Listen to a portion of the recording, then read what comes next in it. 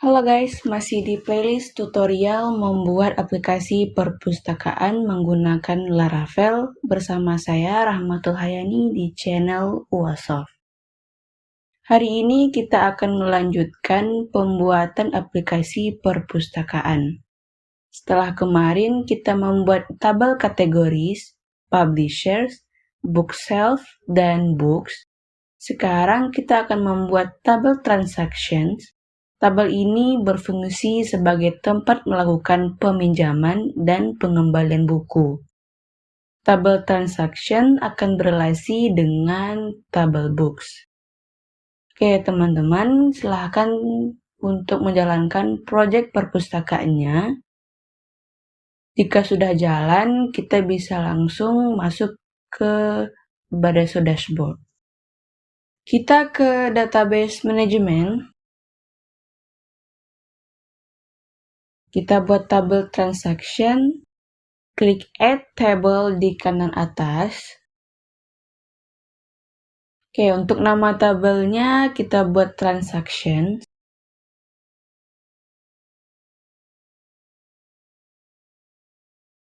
Oke, kemudian tambahkan kolom Borrow Date.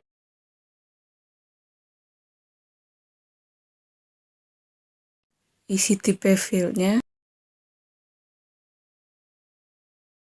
Kemudian tambahkan kolom Return Date. Isi tipe fieldnya. Oke, selanjutnya tambahkan kolom Book ID. Kolom ini akan berelasi dengan tabel Books.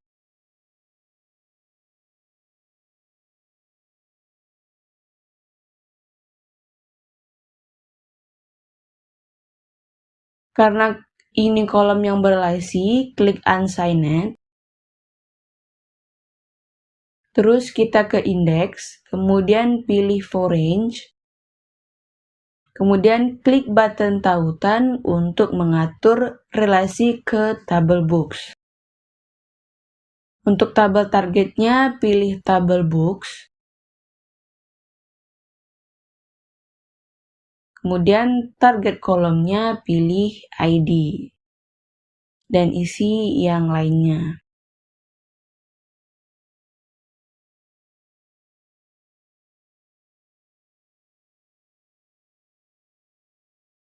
Klik Setujui. Kemudian tambahkan kolom User ID. Kolom ini berelasi dengan tabel Badaso Users.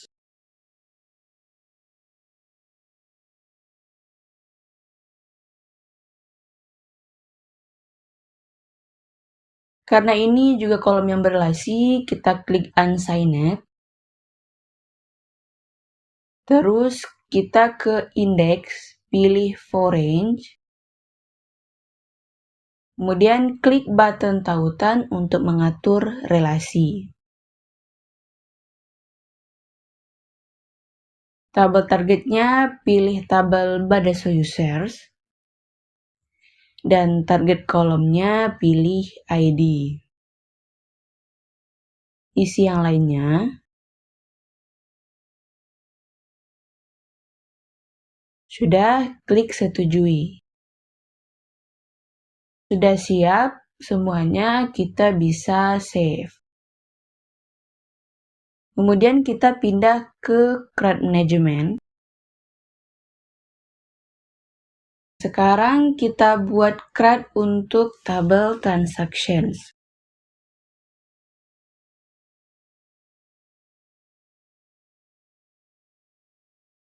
Klik Add CRUD to this table.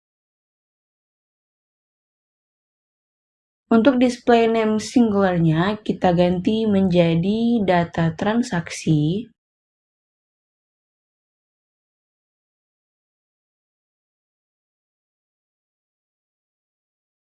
Dan display name pluralnya kita ganti menjadi daftar data transaksi.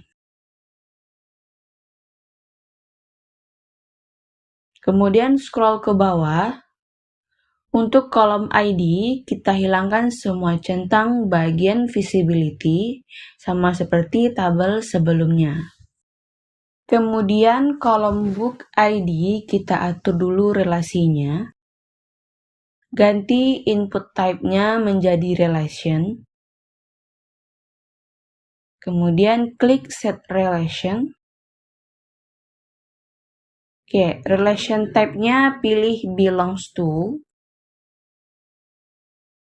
Destination table-nya pilih table books.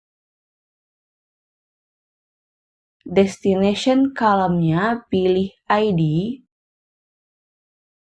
Kemudian destination column yang akan ditampilkan pilih title.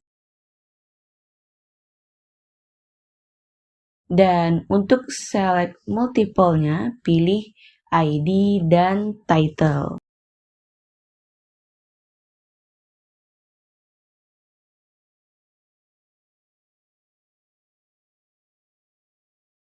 Selanjutnya untuk kolom user ID kita atur relasinya dulu. Ganti input type-nya menjadi relation. Kemudian klik set relation. Relation type-nya pilih belongs to. Kemudian destination table-nya pilih tabel Badaso users. Destination column-nya pilih ID. Kemudian destination column yang akan ditampilkan pilih name. Dan untuk select multiple-nya pilih ID dan name.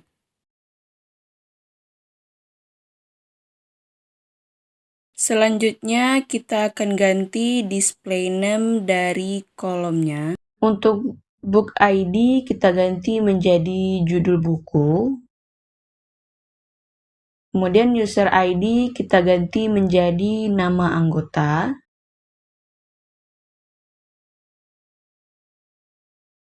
Kolom borrow date kita ganti menjadi tanggal peminjaman.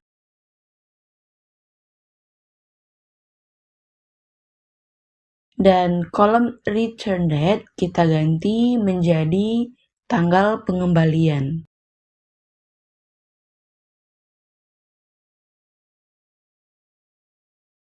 Untuk yang lainnya kita biarkan seperti ini saja. Untuk urutan kolomnya kita akan ubah sedikit. Jadi setelah kolom ID kita letakkan kolom user ID. Terus setelahnya kolom book ID. Terus kolom borrow date. Dan setelahnya kolom return date.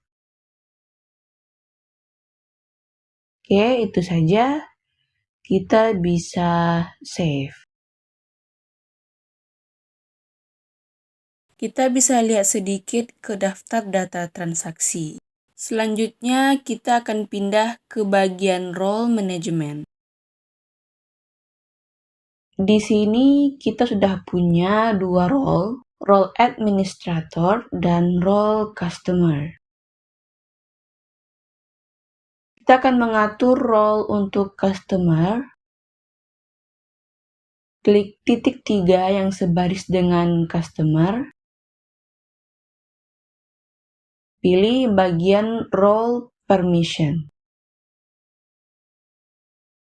Kita akan atur fitur apa saja yang bisa dilihat dan akan digunakan oleh customer. Ketik di kolom pencarian, kita cari table books. Untuk customer, kita izinkan hanya bisa melihat tabel daftar data buku. Jadi kita centang bagian browse dan read.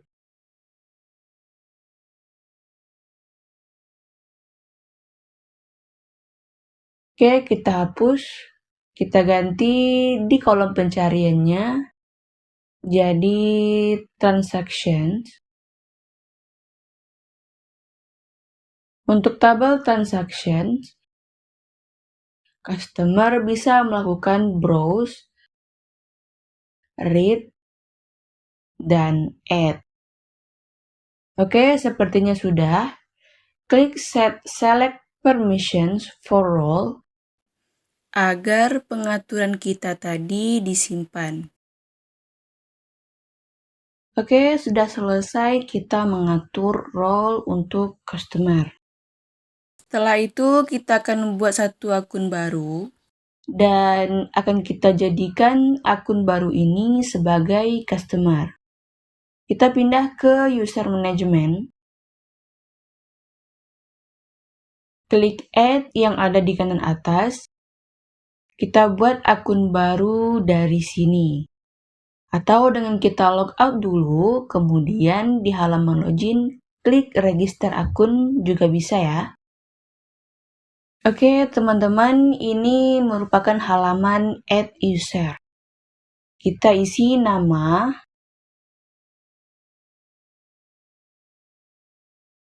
email,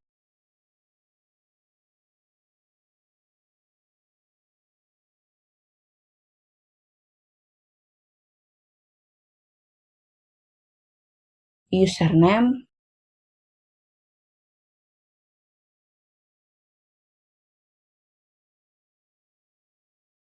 dan passwordnya.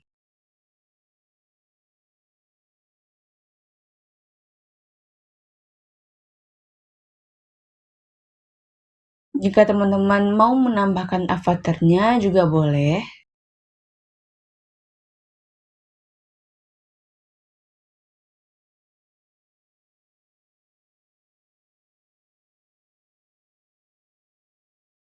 Oke, setelah itu kita klik save. Nah, akun yang baru kita buat tadi sudah ada, tapi belum dikelompokkan apakah dia admin atau customer. Teman-teman bisa klik titik 3 di sebaris dengan akun yang baru dibuat.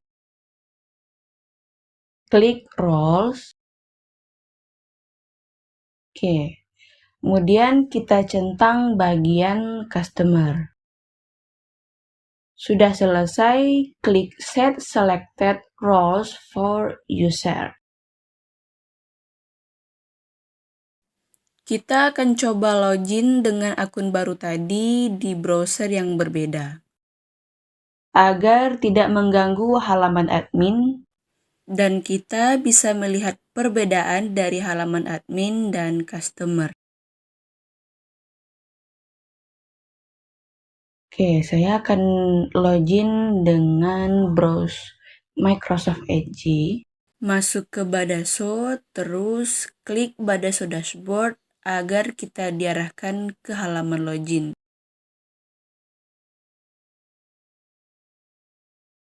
Teman-teman silahkan masukkan email dan password akun baru tadi.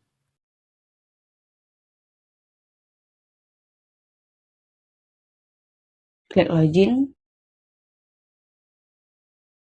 Oke, kita sudah berhasil login sebagai customer. Nah, teman-teman bisa melihat, customer hanya bisa melihat beberapa fitur yang sudah diizinkan sesuai dengan yang kita atur tadi. Misalnya di daftar data buku, customer hanya bisa melihat daftar data buku yang ada di aplikasi. Mereka tidak bisa mengedit, apalagi menghapus data yang ada di daftar data buku ini. Dan untuk daftar data transaksi, disinilah nanti customer melakukan peminjaman dan pengembalian buku. Kita kembali ke halaman admin. Oke, teman-teman, itu saja untuk sekarang. Kita sudah membuat fitur transaksi, mengatur role management, dan juga sudah punya satu akun baru sebagai seorang customer. Jika teman-teman ada pertanyaan, silahkan komentar di bawah. Terima kasih, sampai jumpa di video selanjutnya. Bye-bye.